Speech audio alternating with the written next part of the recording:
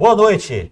Mais um Conexão Política todas as quintas-feiras comigo, Beto Pureza, e nos comentários, Andrei Serrulha. E hoje temos a participação de Malaquias José Muti. Boa noite, Malaquias. Boa noite, Beto Pureza. Boa noite, Andrei Serrulha. Boa noite, internautas. Estamos aí. Seja bem-vindo, Andrei, mais uma vez. Muito obrigado. Beto, boa noite, Malaquias, boa noite, internauta. Para mim é um prazer estar participando, um prazer também receber o Malaquias novamente aqui conosco. Na última vez ficou aquele gostinho que quero mais, então sempre é bom estar junto aqui conversando. E hoje temos temas muito interessantes, né, e relevantes para a sociedade de todo o oeste do Pará. O juiz concedeu a liminar pela permanência, por enquanto, do prefeito de Oriximiná, Wellington Fonseca. Taissi, aperta o play aí para gente.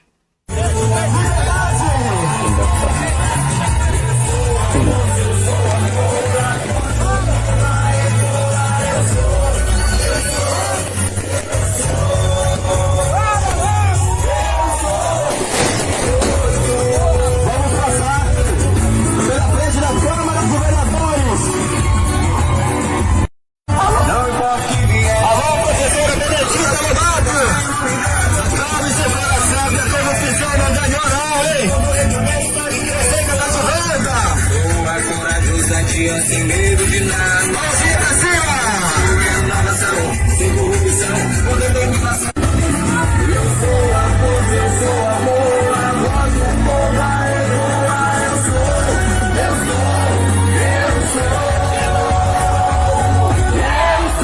28.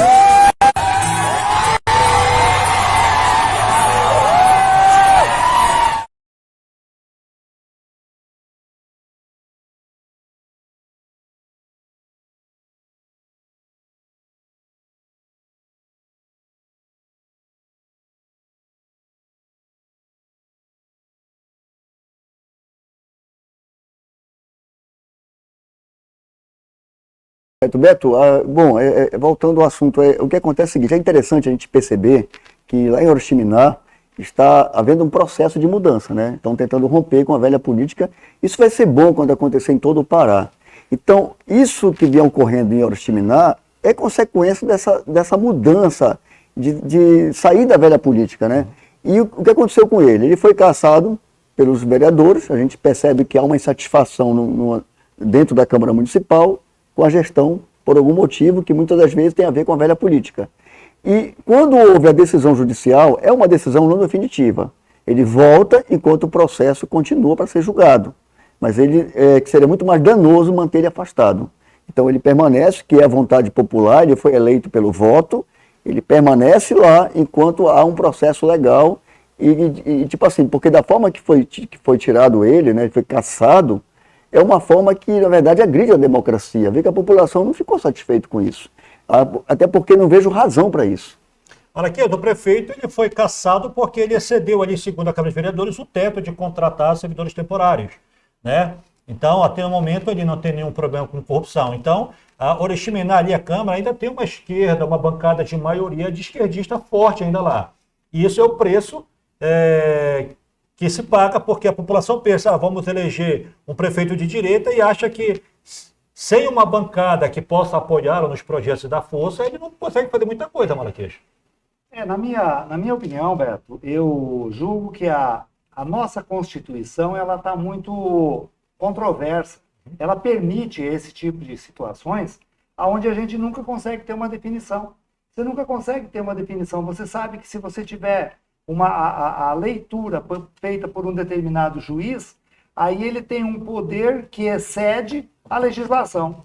E a própria democracia. A própria democracia fica ferida dentro da situação jurídica brasileira, permitindo esse tipo de aberração, né? Permitindo esse tipo de a gente ficar apreensivo, porque a gente gosta de ver as coisas funcionando, a gente que tem a nossa rotina do dia com uma certa presteza, com uma necessidade de ter respostas, a gente fica assistindo essas aberrações no campo da política, a gente fica realmente sem saber o que pensar, sem saber que rumo tomar. É realmente uma situação conflitante. Aí, então a gente viu aí a alegria do povo de Oriximiná, né, com essa liminar favorável.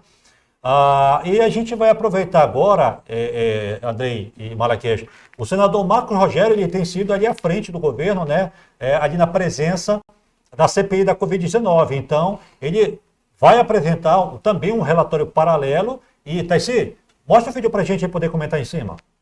Senador Marcos Rogério.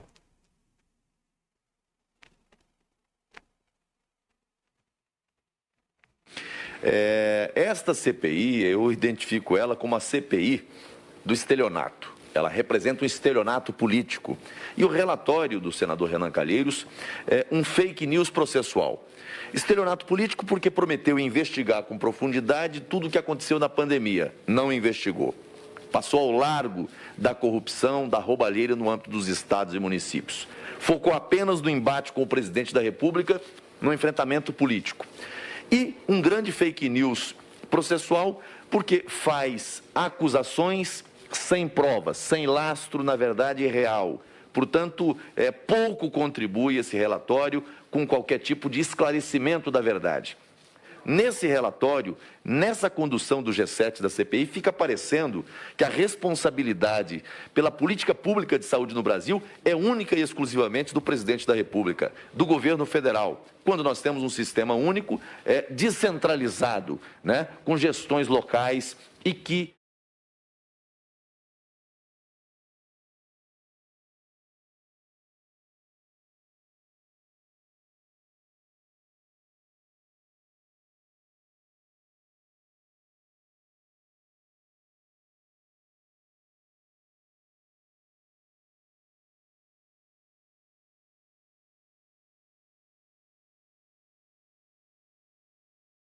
que eu acho que, na verdade, o eleitor nem precisa ser um grande conhecedor, só se ele for muito vulnerável a ser manipulado, é que a CPI passou longe, totalmente longe da situação crônica dessa pandemia, né? Todos nós sabemos que vários estados no Brasil tiveram muitos indícios de corrupção. Então, em nenhum momento eles fizeram questão de averiguar, questão de indiciar, de ouvir essas partes, ouvir as testemunhas que denunciaram. Aqui no Pará mesmo teve vários episódios aí escancarados, coisas absurdas, e passou longe. No mesmo tempo, eles são suspeitos. Que, quando você pega tanto o presidente, né, da CPI, que tem um filho governador, como também um do suplente, que também tem um filho governador, que é o próprio Jader, se torna suspeita a CPI. Então ela é uma aberração. Eu espero que o eleitor se aproveite disso, que é, na verdade, uma oportunidade para analisar a nossa política, o que nós queremos mudar na política. Porque, de fato, essa CPI só veio mostrar isso. Foi narrativa em cima de narrativa e, no final, não chegaram a lugar nenhum. Estão tentando criar aí o relatório final para ver se, de alguma forma, atinge o presidente. Então, vamos ouvir aqui, Malaquias, tudo é narrativa, mas se a gente ficar calado, as coisas vão andando e a sociedade vai achando que é normal. Então, a gente está vendo aí, Malaquias, virando realmente um verdadeiro ciclo. Eu sei que esse assunto já está batido, mas é momento também de deixar ali uma opinião sobre isso. É assim, Beto. Tem duas maneiras, no meu entender, nós temos o que significa Comissão Parlamentar de Inquérito, CPI. Inquérito, é inquisição, você questionar. Questionar o quê? Onde houve corrupção. Questionar o quê? Onde houveram os problemas. Questionar o quê? Onde houve realmente falta de assistência. Quem foi que deixou de atender? Mas não foi, como você falou, só foi narrativa em cima de narrativa, foi carregado, exatamente fazendo uma analogia com a questão de Oriximiná, foi levado puramente para o campo político. Aí você cai na esfera política, você perde as razões da lógica. Então, quando você tem tendência política para você resolver uma questão que seria um inquérito judicial, um inquérito de justiça, aí você se perde. Aí a gente tem a tal da CPI do circo, que cada dia que se passou se viu mais palhaçada. Quer dizer, faltando com respeito com os palhaços, porque palhaços são dignos. A profissão de ser palhaço é digna, mas acontece que essa CPI foi tão bagunçada que acabou pegando a carona do... Parece o pé 100% fake. Então, Beto, é uma coisa assim também, dificuldade nossa de definir o que realmente aconteceu aí. A bandalheira da fraqueza da nossa legislação. Ok. Então, as imagens aí foram da Jovem Pan, tá, gente? A gente destaca aí. Parabéns aí pelo trabalho da Jovem Pan. E agora a gente vai estar tratando um tema muito importante, que também está se falando de quebra de narrativa. E durante muito tempo você, que hoje tem seus 40 anos, seus 50 anos, você ouviu falar sobre aquecimento global, efeito estufa, desmatamento, né? como é que está a situação das nossas florestas, e a gente traz um tema muito interessante, né? A gente pegou depoimentos em entrevista do professor Ricardo Felício, tá? Então, vamos passar a primeira reportagem dele, que ele deu para Leda Nagli, né? Então, Taissi, aperta o play aí pra gente. O cara que mais conserva o solo hoje no mundo é o agricultor brasileiro. A atribuição humana de manipular o clima da terra é extremamente absurdo, né? Nós estamos falando com forças de magnitude extremamente gigantescas, enquanto que a ação humana é uma coisinha minúscula, né? A história do planeta sempre nos mostrou que toda vez que as temperaturas estão mais elevadas, você tem abundância na natureza. E 2 trabalhos científicos muito importantes, recentes, mostraram que nos últimos 30 anos o planeta tem ficado mais verde. Porque na Antártida tem temperaturas de menos 70 para deserto do Saara com quase 70 positivo, então um arranjo desse tamanho, você falar que é temperatura média, não tem o menor significado para a climatologia. E quando você mostra isso, você vê que é uma coisa ridiculamente pequena de desmatamento frente ao universo que é a Amazônia, que por sua vez, em relação ao planeta, né, porque a gente tem que fazer também a outra relação escalar, é um nada, é 1% da superfície da Terra. Então tá aí a entrevista dada à jornalista Leda Nagli. Então, Malaquias, ele falou algo muito interessante aí sobre a preservação do solo. Então, o ser humano é o que mais, o brasileiro é o que mais preserva o solo. Como é essa história, preservar o solo? É a primeira vez que eu estou ouvindo isso. Beto, o Brasil deveria estar recebendo honrarias. O Brasil, ele é o país que mais conserva, não tem nenhum outro país no mundo com capacidade produtiva como nós temos o agro, como nós temos a indústria já desenvolvida em alguns campos. A gente deveria estar recebendo honra ao mérito. A ONU deveria chamar os representantes brasileiros para homenageá-los o tanto que a gente é conservador, o tanto que a gente mantém o planeta limpo. A nossa energia basicamente é hidrelétrica. A usina hidrelétrica não gera poluição. Nós temos um mínimo de uso de combustíveis fósseis na geração da nossa energia elétrica. O Brasil é um país verde, gente. O Brasil é um país da natureza. Tudo onde a gente vai, a gente encontra a natureza. Então é uma aberração. Nós temos aí, eu vou usar uma palavra meio assim conflitante, que é a questão do establishment.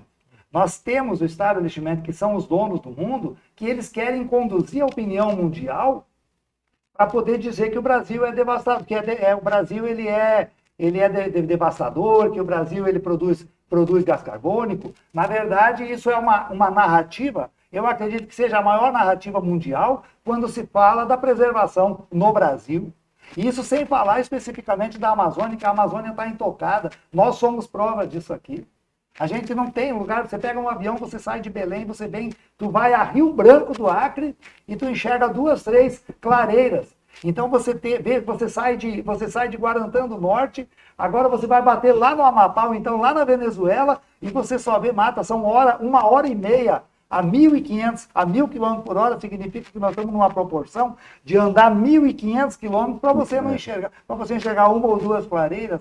Então, assim, a questão do aquecimento global, você fala desse ambientalista agora que falou antes, o Roberto Felício, eu já sou adepto ao professor Monlion, que também ele explica a incapacidade humana de mexer com a temperatura do planeta. A razoabilidade, não tem razoabilidade. Agora nós temos sim aquilo que nos afeta, o microsistema. O microsistema. Se na sua avenida, que tinha 150 árvores adultas, árvores desenvolvidas, e você foi lá e cortou essas árvores, e botou asfalto, e fez 10, 12 prédios, é lógico que naquele microsistema ali você vai sentir o reflexo.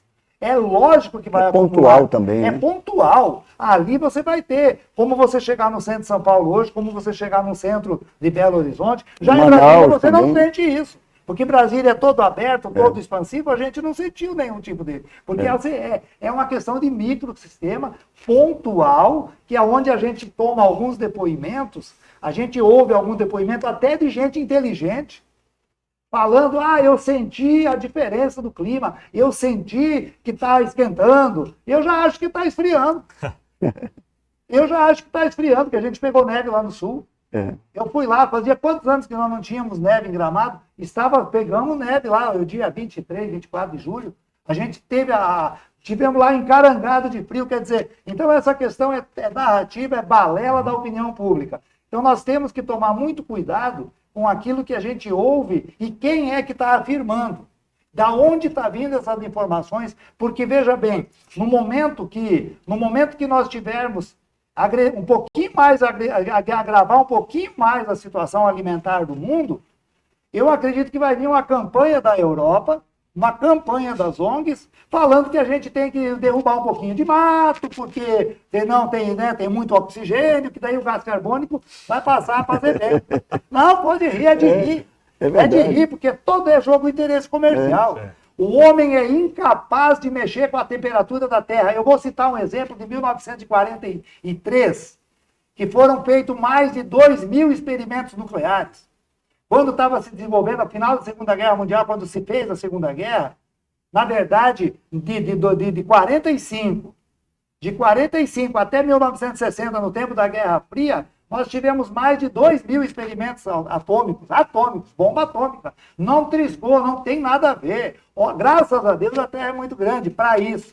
A Terra ficou pequena para a internet. A Terra ficou pequena por causa do satélite, que a pessoa está jogando futebol lá em Londres e você está assistindo a televisão na hora. A Terra ficou pequena se você pegar um avião, você pegava um Concorde da França e com 3 horas você estava indo. 3, 4 horas, você estava em Nova York. A Terra ficou pequena por causa da tecnologia, da velocidade dos nossos aviões, da velocidade da internet, entende? Da velocidade das comunicações. Agora a Terra continua muito grande. O ambiente, o espaço, a nossa atmosfera. Num próximo programa, Beto, você me convida que eu vou trazer um mapa aqui para nós vermos se nós tirarmos toda a Amazônia da Terra. Se nós eliminarmos a Amazônia da Terra, nós estamos mexendo com 0,7% da superfície da Terra. A gente sabe da grandeza da Amazônia, e graças a Deus a gente tem conhecimento de geografia, mas os oceanos, onde gera realmente o oxigênio através das algas marinhas, e cada um tem a sua defesa, o seu sentimento, a sua linha de pensamento. Eu acredito que o oxigênio da Terra ele vem da alga marinha, ele vem do oceano. Entendeu? A mata ela é uma renovação. Aquela quantidade que a mata pode produzir de oxigênio ao dia, à noite ela consome, porque a fotossíntese só se dá com a presença da luz solar. Entende? Então a gente tem uma série de narrativas agravando, e aí eles escolhem um lugar que pode ter o progresso, ou então aquele que não pode, que não deve ter, que agora estão atrapalhando o nosso desenvolvimento. Aí eu pergunto, Beto, desculpa aí prolongar a resposta, por que lá na Europa nós temos solos produzindo há 1.200 anos? Tu vai no interior da Alemanha onde tinham os vikings. Há quantos anos que eles plantam? Os vikings na Alemanha? Na Dinamarca? Quantos anos? Na Europa, lá, o tempo do quem quer falar, o Salvador dos Pobres, lá na Inglaterra, que tal o filme do herói dos pobres aí, que agora está... O Robin Hood. Que ano foi que existiu o Robin Hood? E eles não plantavam já? Em cima da mesma terra até hoje, 2021, está se plantando ainda. Então o solo não acaba, gente. O solo só depende da conservação ambiental e graças a Deus a evolução está muito grande. O solo não acaba, só vai acabar se realmente o fazendeiro vai deixar escoar a erosão e tal, que não é o caso, que o brasileiro hoje é doutor em conservação do solo. Ok. Andrei, primeira vez que eu ouvi falar que o brasileiro é o país que mais conserva o solo, né? Conservar o solo. Eu já tinha ouvido falar, e na verdade o próprio Bolsonaro já alertou isso, né? E o que acontece? Eles vão criando narrativas e mais narrativas, né? Como se nós fôssemos um destruidor. Um dia desses, a semana passada, eu vi um artista, de forma simpática até, como se ele estivesse falando algo agradável, que um dos planos dele é poder contribuir com o reflorestamento da Amazônia. Aí eu digo, peraí, o cara é um europeu. Por que ele não tem que fazer esses dons que ele acha que é tão bacana lá na Europa? Lá na Europa. Ou não fazem, porque são terras produtivas. Então eles querem causar o quê? Eles querem, na verdade, lacrar, como se diz a opinião pública, e não é uma coisa boa para a gente, para quem entende realmente. Então, assim, na base de narrativa, eles vão criando, e muitos brasileiros vão se deixando levar, infelizmente.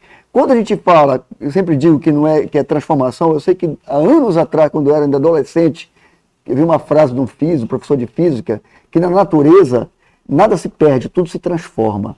Então, quando nós pegamos uma área, primeiro que pela nossa legislação, apenas 20% da área é explorada. Ou seja, qualquer produtor, seja na agropecuária, no agronegócio, em modo geral, ele só pode explorar 20%. Ele paga os impostos pela área total e só explora 20%. 80% é intocável. Então, só que eles ficam de mimimi com os 20%. Os 20% ele prepara a terra para produzir e está com 80% com responsabilidade de preservar. E ficam sempre criando narrativa como se fosse destruição. E não é. Como tu falaste ainda agora, eu já vi também, eu acho que foi o próprio Roberto Felício que falou, que a Amazônia representa 1% da superfície da Terra. Por que querem santificar a Amazônia e nós que somos brasileiros, somos seres humanos, somos seres que estão em constante evolução, como é que a gente consegue observar até em outros animais pegam um recurso natural da natureza e faz o seu habitat. E o ser humano, de alguma forma, quando ele pega uma mata que não está produzindo nada, é uma mata nativa, mas você vê que nem as árvores conseguem ter um ciclo, elas ficam ali morrendo, a sombra não consegue fazer entre elas, aquela mata fechada que você não consegue nem andar, quer dizer, as árvores não conseguem nem ter espaço uma para outra e não produz nada, vai gerar alimento para um cidadão que mora ali, que vai caçar um animalzinho, um passarinho para comer alguma coisa, um animal. E como é que fica a humanidade? Somos bilhões de habitantes na Terra já.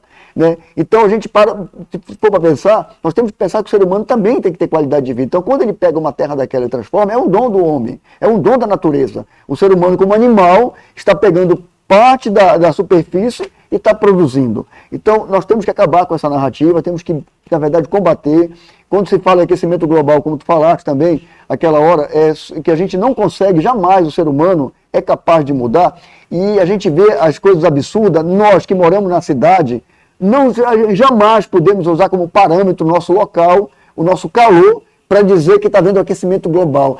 Porque há 30 anos atrás a gente tinha um clima mais agradável. É pontual, vivemos em aquário. O problema que a gente tem aqui ocorre por falta de planejamento na nossa cidade. São cidades elas vão crescendo sem haver um desenvolvimento, planejamento, que isso envolve arborização, envolve as próprias construções, tipo de construção, tudo. Aí você vê o quê? Uma cidade mal planejada, as próprias casas mal planejadas também, e o pessoal sofre com calor. Mas nós não temos capacidade de medir realmente a temperatura, porque isso é influência local, como agora falou o Malaquias. A gente pega uma cidade pequena, ela começa a desenvolver, tira toda a vegetação, joga um asfalto, tira as árvores, as casas com muro, tudo concreto, aí vem o calor, que é natural, o sol vem, esquenta, e a gente fica com aquele calor todo.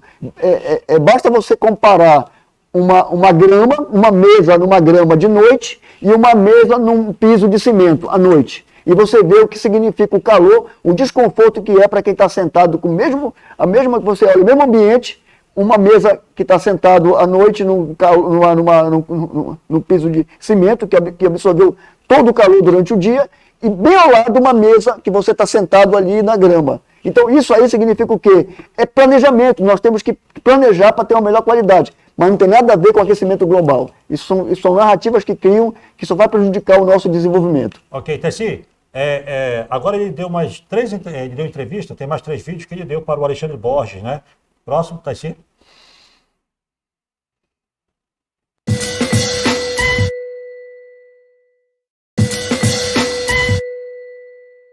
Então, quando a gente faz o levantamento histórico, climatológico, inclusive com dados da geologia, o que a gente percebe? Que a hipótese deles de que o CO2, então, eleva a temperatura, a quantidade de CO2 na atmosfera, é falsa. Porque a gente também percebe na história do planeta que as temperaturas elevam-se ou resfriam, se abaixam, né, mais antecipadamente a quantidade de CO2. Então, a causa e consequência está invertida, principalmente no último 1 milhão de anos, que nós temos dados bastante confiáveis. E pior ainda, na época do pré-cambriano do planeta Terra, nós tivemos 10 vezes a concentração de CO2 atual e o planeta entrou em 2 eras do gelo. Ou seja, é a prova cabal que o CO2 não faz nada no clima. Então, nesse aspecto, a hipótese não se sustenta e, passando pelo método científico, ela deve ser descartada. Então, no mundo da ciência, né, eu como meteorologista... Bom, tá aí, quem está falando aí é um professor de geografia, é um meteorologista, né, o professor Felício aí. Então, aí, Malaquias, ele falou que não se sustenta. Essa história de lançar CO2 na atmosfera não vai aumentar o aquecimento global. Vai lá. O Beto, é assim, fazer uma analogia com a CPI do circo, que não tinha nenhuma evidência, mas eles ficaram mais de 100 dias falando, Narrativa. tentando teimar contra a direita, contra o presidente Bolsonaro, tentando achar. E todas as formas, eles induziram conversas, eles colocaram palavras na boca de depoentes. A mesma coisa nós temos com essa questão quando a gente fala na climatologia.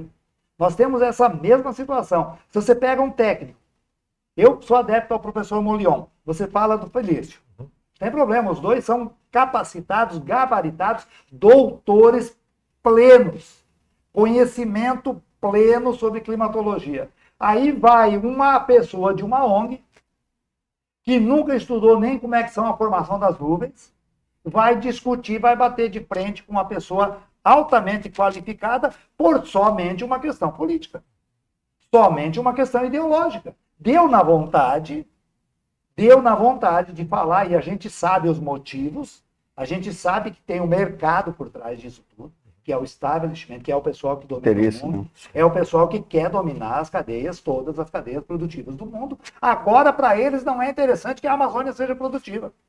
Agora, para esse pessoal que domina a economia mundial, agora, de 30 anos para cá, e mais uns 15 ou 20 possivelmente, para eles não é interessante que tenha a evolução na Amazônia. A evolução do agronegócio na Amazônia vai tirar da mão deles o controle do alimento mundial. Hoje nós temos, por exemplo, em Chicago, nós temos uma bolsa importantíssima de soja, em Chicago, nos Estados Unidos, que você vai ligar lá de onde você estiver, lá da Tunísia, de onde você estiver, você vai entrar na bolsa de Chicago e comprar a sua soja. Lá em Chicago, nos Estados Unidos. Agora, o que eu prevejo? Eu prevejo que nós, em 2040, seja a Bolsa de Sinop, seja a Bolsa de Novo Progresso, seja a Bolsa de Santarém. Então, é onde pega que todas as coisas que estão acontecendo hoje foram programadas e projetadas em 1980. Nós estamos tendo hoje a realidade que, então, o establishment, ou então o pessoal dos donos do mundo, chame como quiser, em 1980, 1990, com a instituição de que realmente a soja seria o produto mundial, a soja garantiria a alimentação mundial, aonde houveram investimentos maciços no Brasil, nas áreas da Rússia e todas as áreas que produzem soja no mundo, Estados Unidos. Aí o que acontece? Eles não podem perder esse domínio, eles não podem perder o comando da soja mundial. E se eles deixarem a gente evoluir na Amazônia, a gente vai estar no comando da soja daqui a 15 anos. E eles vão perder força. Essa é a jogada. Aí, quem está falando é alguém que veio lá do sul do país, que conhece como surgiu essa história desde a primeira plantinha de soja, né?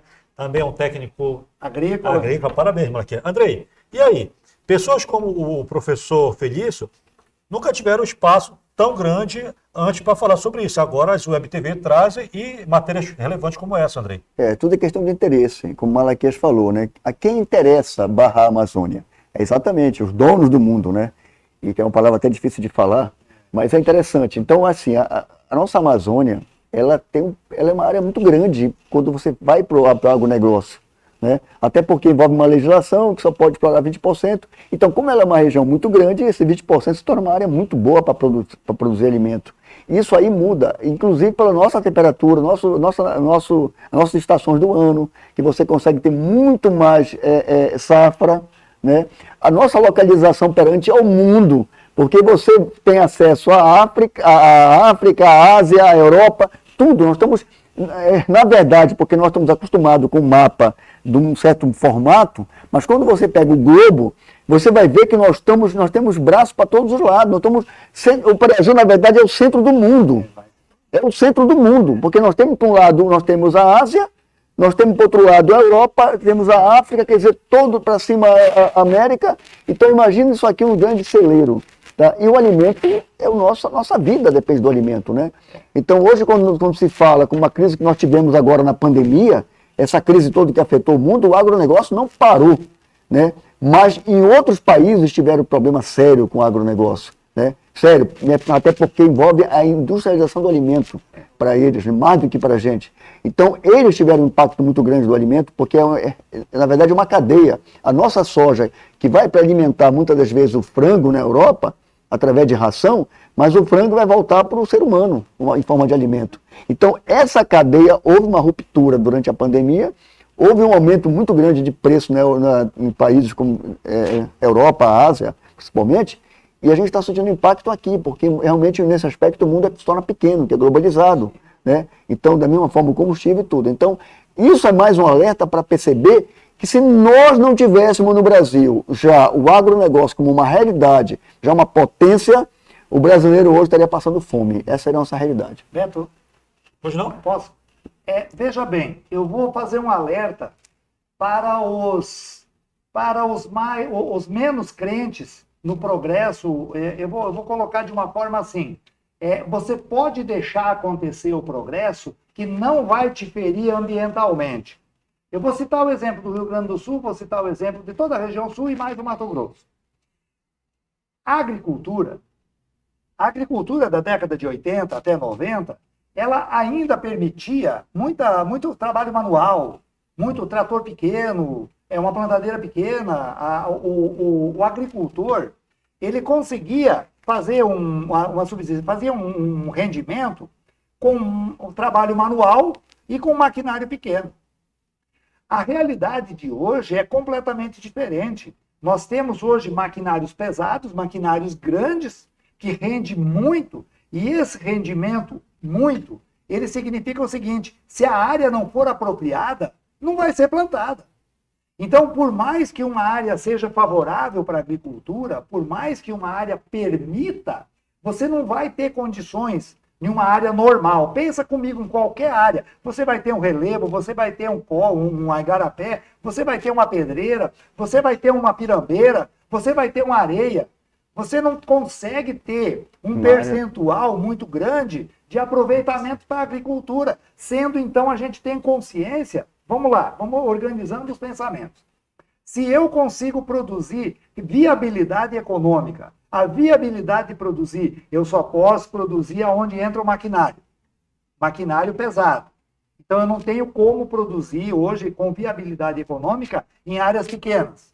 Então, significa que aquelas áreas pequenas, elas vão ser destinadas para conservação. Ou você vai plantar uma árvore para fazer uma silvicultura, que é uma coisa que nós temos naturalmente aqui, no sul e em outras áreas desenvolvidas, a silvicultura, que é a plantação do pinos, que é a plantação de eucalipto, que é a plantação de árvores. Pode ser árvore nativa, como pode ser essências artificiais. Você tem como você plantar uma árvore, vai manter o clima, vai manter a mata em pé, mesmo que seja uma mata artificial, como é o caso.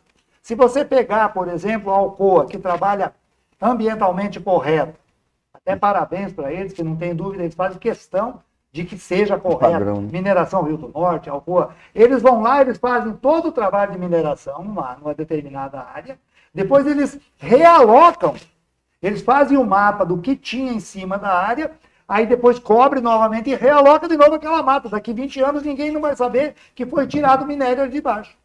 Isso eu estou parabenizando e é uma coisa que é importante se fazer, que a gente realmente está preocupado com a questão do meio ambiente, porque o principal bicho da natureza é o homem. Então ele que tem que ter a qualidade de vida. Nós temos que usufruir dos bens da natureza. Então o que significa? Não tem viabilidade econômica em todas as áreas. Então só vai ser plantado nas áreas onde tem viabilidade econômica. Isso dá um choque, que o pessoal acha que vai devastar, que vai acabar com tudo negativo. Vou usar as suas palavras do programa passado, Andrei. Nós não estamos exterminando a mata, nós estamos transformando em ambiente produtivo. Transformando em ambiente produtivo. Correto. Entende? Então, assim, não tem muita... O estresse, ele se dá por causa da narrativa. A narrativa, aí o cara vai lá e filma aquela queimada, que é a coisa mais natural do mundo. O índio faz isso há 1 milhão de anos, como o professor Feliz falou, que é 1 milhão, então é 1 bilhão de anos. E eu vou te dizer uma coisa, só para matar a curiosidade, quando você vê um climatologista falando em 1 bilhão de anos ou 1 milhão de anos, ele está indo lá nas calotas polares e ele está pegando o gelo. Eles têm tudinho certinho de que forma que foi formado as últimas eras glaciais. Tanto é que existem provas concretas da Era do Gelo, por mais que foi um filme que fez muito sucesso, mas houve aqui na Terra, a Era do Gelo, 2 glaciações. Então, assim, é uma coisa que nós não temos poder sobre isso. Nós não temos poder sobre o clima da Terra. Ok, Obrigado. vamos lá, tá sim, mais tem informação aí. Para você que é aluno do ensino médio, para você que também tem a minha idade, né? Tá sim, mais um vídeo aí. A Weather Channel, por exemplo, ele dá risada disso daí. Fala assim, 97% dos cientistas receberam dinheiro público para falar sobre esse assunto. Né? O Legacy, e o Brights fazem um levantamento de mais de 13 mil pesquisas e perceberam que menos de 1% dessas pesquisas que eles tanto falam realmente atribuem mudança climática ao ser humano. E ainda por cima através de modelos de computador, não da realidade. Mais de 66% deles não põem a mão no fogo, falar nós precisamos fazer mais pesquisas, ou seja, pegar mais dinheiro para continuar as suas lindas e belas carreiras, né? Tá aí, Andrei. Dinheiro público sendo utilizado para pagar narrativas e privilégios de pessoas que se dizem cientistas. Isso aí explica um pouco exatamente por que ele se comporta dessa maneira, né?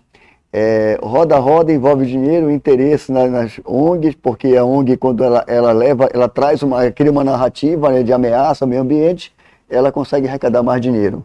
Aí também a mesma coisa quando ele disse que há uma necessidade de pesquisa, também consegue mais dinheiro. Eu só quero aproveitar o momento, por exemplo, quando a gente faz uma reflexão do que era a indústria da década de 70, década de 50, 60, inclusive o nosso automóvel, eles tinham um potencial muito grande de contaminação, gás carbônico, as chaminé, as fábricas, você chegava na China ali naquela época, não conseguia nem ver na rua, né?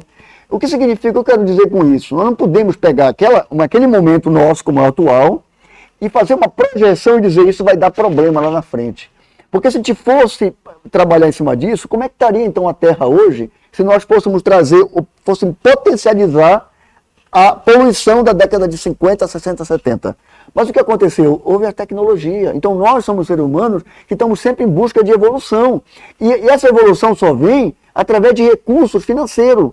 Então, se nós temos uma economia forte, o país tem uma economia forte, ela consegue ter recurso para gastar com tecnologia, para investir em pesquisas, que é o que eles gostam, e investir em tecnologia. Quando você faz isso, você traz um outro patamar, uma outra realidade. Logo, logo, nossos carros vão estar consumindo, na verdade, poluindo muito menos do que hoje. E vão estar consumindo muito menos energia, fósseis, tudo do que hoje. Então, nós temos que acreditar e pensar nisso. O ser humano é um ser perfeito da natureza, que no momento correto, ele vai sempre evoluindo, mesmo que agora quando você pega um fato de hoje, um cenário de hoje, e tenta potencializar ele para uma realidade futura, assusta. Mas não é o que nós vamos viver. Não é, vamos viver uma outra realidade com tecnologia, com tudo que vai também amenizar qualquer risco que venha a ocorrer nesse aspecto de ameaça ao nosso meio ambiente. Ok. Malaquias, um minutinho aqui para ti, só complementar essa parte, que tem mais um vídeo. Dinheiro público sendo utilizado para propagar mentira para o mundo todo. Sim, Beto. É assim que funciona. É assim que funciona. Se você analisar a qualidade de vida que nós tínhamos aqui na década de 90 com o garimpo, se você analisar a qualidade de vida que nós tínhamos em Itaituba, eu mesmo estive no Cripurição trabalhando 2 anos, 90 e 91. Tinha qualidade de vida, o cara estava lá no meio do mato, mas estava com recurso. Sentia uma dor de dente e tinha dinheiro para vir se tratar, e escolhia o dentista que ele queria e estava tratando com dinheiro no bolso. Entendeu? Então, quer dizer, é uma narrativa muito grande que o pessoal foi levando, conduzindo, condenando o garimpeiro para a riqueza, porque estava mexendo no interesse futuro do establishment. Quem quer mexer com ouro é eles não querem deixar o nosso povo ir lá e aproveitar do benefício da materialidade, da riqueza, do solo, do ouro. Eles não querem deixar a gente poder acessar os nossos bens. bens que Deus nos deu e que está no nosso solo. Entendeu? Então é uma narrativa, é um jogo de interesse muito grande. É isso que leva. Aí eles envolvem o professor de sociologia lá da escola, que já vai formando as equipes, formando os jovens com essa percepção errada. Aí a gente fica atrapalhado. Agora vai um caboclo de 60 anos como eu vou discutir com um rapaz que está saindo da faculdade, ele vai me chamar de doido. Ele vai me chamar de doido, porque eu tenho provas de que essa questão ambiental ela é uma grande narrativa. Existem verdades, como o Andrei falou, nós olhávamos a chaminé de um caminhão, uma descarga de um caminhão, na década de 80, 90, era uma fumaceira danada. Hoje você vê um ônibus andando, você não vê fumaça saindo do ônibus. E o ônibus tem muito mais potência, aquele tempo era 130 cavalos, hoje um motor de 300 cavalos não faz fumaça. Então nós temos a evolução, só basta a gente querer escolher para que lado a gente quiser olhar. Sim. Só basta escolher. Então quer dizer que na década de 80 o garimpeiro era herói, hoje ele é bandido. Na década de 90 o madeireiro era o herói, agora o madeireiro é bandido. É só uma questão de escolher para que lado que você quer. Você quer o progresso, você quer desenvolver, você quer ter recursos para se tratar, você quer ter recursos para poder alimentar sua família, educar sua família, você quer ter recursos e que a sociedade tenha recursos, acredite no progresso. O progresso não faz mal, o progresso faz bem, o progresso traz virtudes. É o progresso que vai nos salvar. O progresso vai fazer o progresso vai fazer com que a gente consiga enxergar esse horizonte. O progresso vai nos trazer a vida verdadeira. O progresso vai nos trazer o desenvolvimento. Obrigado. Ok, Taci? Não, foi ótimo. Aqui é uma verdadeira aula de indústria, de agricultura, de clima. Parabéns, Malaquias. Taci, a gente ainda tem mais quantos vídeos ainda, Taci? Para a gente correr um pouquinho com o tempo. Então vamos ser breve. Próximo vídeo, Taci. Devasta-se na Amazônia, duas regiões metropolitanas de Belo Horizonte, eu não sei quanto de São Paulo e tal. Tem que tomar cuidado. Primeiro, o que foi devastado? Foi a área legal dos 20% que o proprietário tem direito? Tem que primeiro levantar isso, né? Porque ele tem direito por lei, né? Tem 80% preservado, paga imposto de 100%, né? E só pode tirar 20%. Então, como é que foi isso? Aí, quando a gente faz essa relação escalar, são 3 passos aí que nós temos que ver. Primeiro, você, ser humano, frente à região metropolitana de Belo Horizonte, nossa, você se assusta, né? 2 vezes, então, mais assusto ainda. Mas peraí, então essa área agora em relação à floresta amazônica não é nada. É ridiculamente pequena, né? Aí floresta amazônica em relação ao planeta é 1% da superfície do planeta. Ou seja, é nada de novo. Então são patamares assim, escalares que você pula. E antes que você pegue um vídeo da ex-presidente Dilma e coloque do lado do professor Felício, aquele vídeo que a Dilma diz que não é 30% de 30%. Malaquias, explica pra gente essa matemática do professor Felício aí. É simples de entender, tudo é proporcional. É como eu falei da questão do microclima. O microclima, você vai sentir ele realmente, o microclima, você vai sentir ele realmente na avenida da sua casa, no seu parque, que era um parque arborizado, e por lá acabaram com as árvores todas, aquela temperatura que era uma média de 26, 27 graus, vai passar para 35, 36. E você vai sentir que você vai ter que ligar o seu ar-condicionado para você poder ter o mesmo ar que você curtia dentro da sua casa. Naturalmente, microclima. Mas a nível de proporção não tem nada a ver. Andrei? É exatamente isso. O pessoal tem que entender que esses impactos é local, é pontual. Né? E quando você fala no habitat do ser humano, já é um problema urbano, da cidade. Então, quando você pega uma área dessa, como ele citou aí, exatamente essa parte que eu acho interessante, qualquer produtor rural, ele sabe que ele tem uma área que só pode explorar 20%. E fica um período de perseguição desses 20%. Aí vem a imprensa, bate foto, destruiu, desmatou. Peraí, mas ele está com 80% preservando, né? E detalhe, preservando sem produzir nada naquela área, nada que vai dar retorno nem para ele e nem para a coletividade. É só 20%. Compensação, esses 20%, quando a gente vai puxar e ver tudo que tem de benefício junto com esses 20%, que é a geração de emprego, a exportação de alimento, a alimentação para o mundo, quer dizer, temos que ver de outra forma. Nós que somos da região amazônica, que não temos tecnologia, não temos uma região desenvolvida, não temos indústrias, nós temos que ver que o nosso caminho, eu conversei com um amigo meu sobre o turismo na região, que é o potencial, eu não vou discutir que não é, nós temos um potencial muito grande para o turismo, só que a nossa região tem área destinada ao turismo, mas tem muita área destinada à produção de alimento.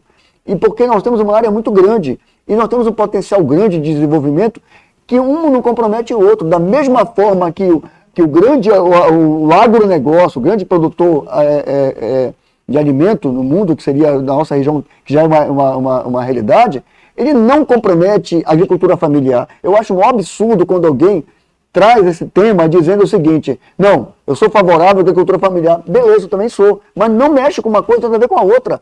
Mantém a agricultura familiar, muito pelo contrário. Quando há o agronegócio que traz desenvolvimento para a economia, geração de emprego, ela vai dar o quê? Mais sustentação para a própria agricultura familiar, porque vai ter para quem vender, vai ter população para consumir. Então é esse aspecto que o pessoal tem que ver. A mesma coisa o turismo. Se hoje nós temos uma estrada que está chegando aqui, o pessoal aqui para curtir ao pé do chão, sabe por que eles estão aqui? Não fizeram a estrada para o turismo. A estrada foi feita para a soja, como corredor da soja. E junto com isso está trazendo, ou seja, está beneficiando o turismo. Então nós temos que pensar que uma coisa ajuda a outra. Temos que parar de achar que temos que fechar as portas para um segmento para pensar no outro. Não, nós temos área, aqui nós temos para a agricultura familiar, nós temos área para o agronegócio e nós temos muita natureza nossa para explorarmos com o turismo. Taici, como é que está o nosso tempo aí? Próximo vídeo, Taici. Foi o pulmão da atmosfera, ela não controla absolutamente nada de clima global, ela não faz água para a região sudeste, como vem essa fraude aí dos rios voadores, né? Aliás, eu peguei lá a informação, né? Os pesquisadores são financiados pela Petrobras, hein? E somos nós que somos financiados pela indústria do petróleo, olha só o disparate da coisa. E tá, isso é informação pública, qualquer um pode ir lá ver, né? Então é dinheiro público do cidadão sendo gasto com pesquisas estúpidas. Bom, o Malaquias explicou no início no início lá da metade do programa que realmente a Amazônia não é o pulmão do mundo, Malaquias. Não tenha dúvida, não é. Não é. A gente se sente muito bem na Amazônia, eu sou feliz demais de estar aqui, estou criando minha família. Falta oxigênio para ti? Não falta oxigênio, nem aqui não falta oxigênio, nem em São Paulo, não falta oxigênio em lugar nenhum. Essa questão tudo é balela, isso aí tudo é balela, tudo isso aí é narrativa. A gente está sendo levado por uma narrativa, por interesses muito maiores, interesses mundiais que querem segurar o nosso progresso. Essa é a grande verdade. E eles vão usar todas as armas possíveis, eles vão desde a escola até em todo ambiente onde eles puderem estar massacrando a mentalidade, massacrando o cérebro humano para conseguir cegar-nos, que eles vão fazer. A nossa preocupação, André Cerro, são as criancinhas, né? Que os professores ainda não estão se atualizando, né? A criancinha nasce com isso, que, né, não pode fazer isso, não pode fazer aquilo. E aí? O que é mais absurdo, eu sempre coloco no mesmo patamar, né? A gente tem aquele episódio da Dilma que fala estocar vento, mas que é uma coisa ridícula, né? Mas se você analisar as imbecilidades que a gente vê as pessoas falarem, como a própria mídia, jornal de efeito de repercussão nacional, falar que a água está faltando na região sul e sudeste por causa do impacto do desmatamento na Amazônia, para mim é a mesma coisa que falar de estocar vento. Como é que essa água daqui vai influenciar no problema de estiagem na região sul e sudeste, 5.000 quilômetros, que tem a ver uma coisa com a outra? Nós sabemos que envolve muito pelo contrário. Se for pensar nisso, então cadê a próprio efeito da região da Antártica, toda aquela região que tem o ciclo do gelo, que derrete, tem as nuvens, a corrente, né? Isso tudo. Então, para mim, é mais uma narrativa que, infelizmente, só vem prejudicar a gente. Com licença, Beto. Eu vou fazer uma comparação aqui.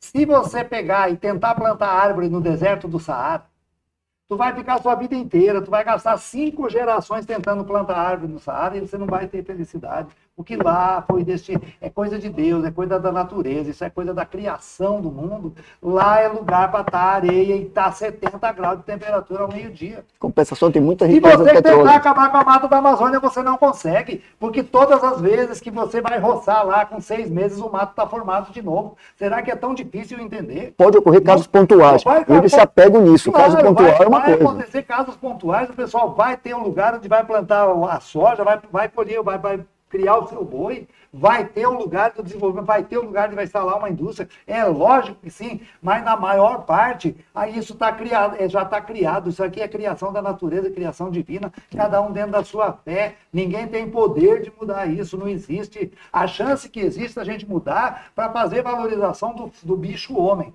A chance que nós temos é de nos adaptarmos fazer a área produtiva para nós melhorarmos a qualidade de vida do bicho homem. Aí eu tô de acordo, aí você tá dentro do poder do homem. Agora, mudar clima não existe essa chance. Bom, antes do próximo vídeo, Taissi, lá no livro de Gênesis, Malaquias, falou que o mundo é criação divina, realmente é.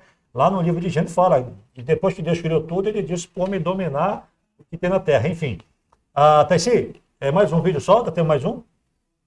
Próximo vídeo, então. Estúpidas como essa. Porque esse acordo realmente é coercivo. Ele é coercivo. É colocar, como eu sempre falo, os grilhões da escravidão eterna na América do Sul. Né? Sempre visando o Brasil. Por quê? Porque aqui a produção de alimentos do Brasil é muito grande, é muito vasta. E esse pessoal sabe que nos próximos 20, 30 anos a gente vai ter agora um resfriamento. Né? Então aquela oscilação natural que o clima tem, e temperatura simplesmente também não significa só o clima, mas é a precipitação, o ciclo hidrológico, todas essas coisas. Então nós vamos entrar agora num período mais frio, porque o Sol está indo para um período de menor atividade, não só no seu ciclo curto, como também no seu ciclo longo. A Escola de Astrofísica Russa leva isso para 2045. Quando isso acontece, o hemisfério norte, principalmente nas latitudes mais altas, é o que mais sente. Eles perdem áreas que eles poderiam usar para agricultura. Onde é que você vai plantar? Na parte tropical. Tropical quem é? O único país que você tem dimensões continentais, né, com um único governo, que é mais fácil de você conversar, é o Brasil. Você vai para a África, são vários países, tem toda aquela confusão de governos, né, é difícil de você lidar com aquilo, unificar, exato, fazer acordos, etc. Então o Brasil é muito mais fácil, tudo aqui é muito mais fácil. Então realmente, como você falou, é chantagem, sim. Então tá aí, vamos ouvir aqui a explicação de Malaquias, o motivo de mais esse último vídeo. Não, Você corta para o Malaquias aqui. É muito tranquilo a gente entender que a gente, novamente vou falar, a gente é levado a narrativas, a gente é levado a dizer que a gente não pode mexer com a mata, que a mata, claro que a mata virgem é lógico que é importante, a gente tem o respeito pela natureza, é claro que a gente tem o respeito pela natureza, só que a gente tem que ver o que é mais relevante, o que é realmente verdade ou não. Você pode procurar, o que eu vou dizer, eu vou dar uma orientação. Se alguém quiser entender o que a gente está falando aqui nesses programas, falando sobre ambiente, sobre aquecimento global, pelo amor de Deus, não vá se aconselhar com um ongueiro. Procure um climatologista. Vá lá no YouTube, procure climatologista, doutores em clima.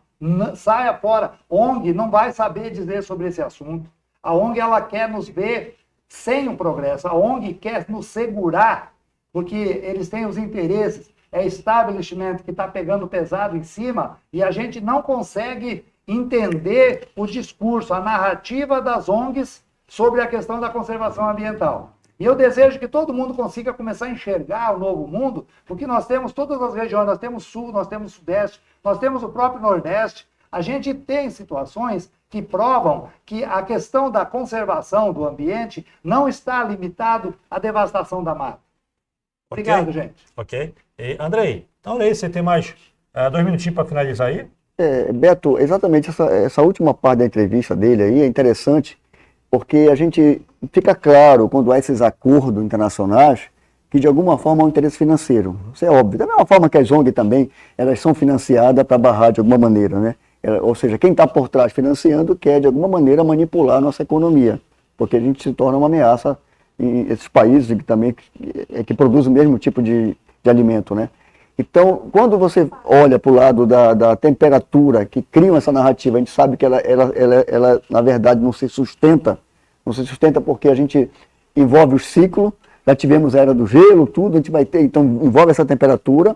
Quando você sai do microsistema ambiental que é causado pelo homem, até aí tudo bem, que é planejamento, alguma coisa assim. Mas quando você vai para aquecimento global, já é uma coisa que precisaria muito mais do que o homem está fazendo na Terra. Que não estamos nem tendo guerra aqui com um monte de bombas explodindo. Na verdade, quando há um vulcão desse em erupção, que faz parte da natureza, ela causa muito mais efeito de gases, tudo, de temperatura, do que várias cidades juntas produzindo. Então, nós temos que pensar que nós somos um ser humano em constante evolução, da mesma forma que hoje há interesse pelo petróleo, há interesse pelo minério, nós temos ali uma reserva para 500 anos, Eu não sei se daqui a 100 anos aquele minério vai ser interessante.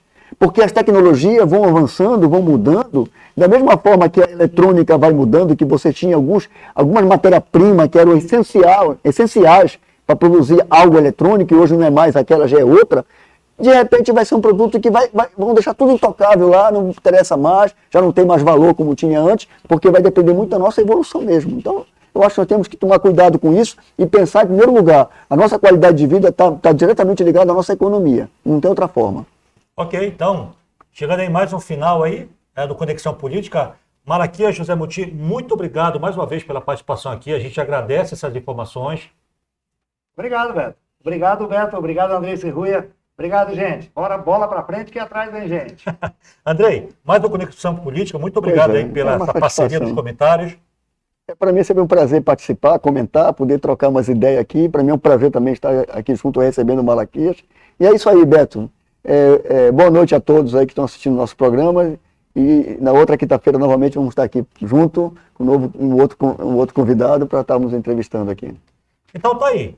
Programa muito interessante, de muita informação. Curte, compartilha, chama os amigos, mostra o vídeo aí pro papai, pra mamãe, pros parentes, tá bom? Conexão Política, todas as quintas-feiras, às 20 horas, tá bom? Segunda-feira tem o programa Em Evidência com Regina Vidal. Terça-feira, o programa Agromundo com a Anice, tá bom? E às quintas conosco. Muito obrigado pela audiência.